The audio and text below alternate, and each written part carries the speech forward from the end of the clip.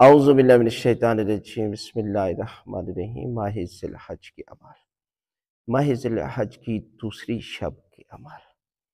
ماہ ذی الحج کی یہ 10 دن عظیم ترین دن ہے۔ اللہ کے رسول نے فرمایا کہ اس دنوں میں نیکی عبادت خدا کے نزدیک بہت پسندیدہ ہے، کہ اس میں رات کو عبادت کرنا، دن کو ذکر خدا کرنا، اور بالخصوص قربانی کرنا۔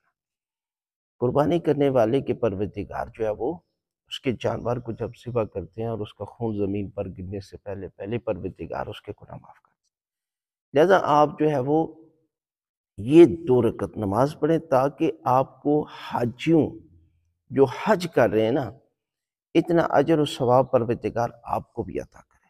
کرنا کیا ہے کہ آپ نے مغرب اور عشاء کے درمیان میں 2 رکعت نماز پڑھیں، قربتاً اللہ کر کے، سورہ الحمد کے بعد سورہ توحید، دوسری رکعت میں سورہ الحمد کے بعد سورہ توحید، آسان ترین نماز۔ اور صبح کو روزہ رکھیں۔ روزہ کی اس قدر فضیلت ہے کہ اگر آپ روزہ رکھتے ہیں تو گویا ساری زندگی آپ نے روزے رکھے ہیں۔ اور بعض تو کہا گیا کہ 80 سال، اور بعض یہ ہے کہ ساری زندگی روزے رکھنے کا اجر و ثواب۔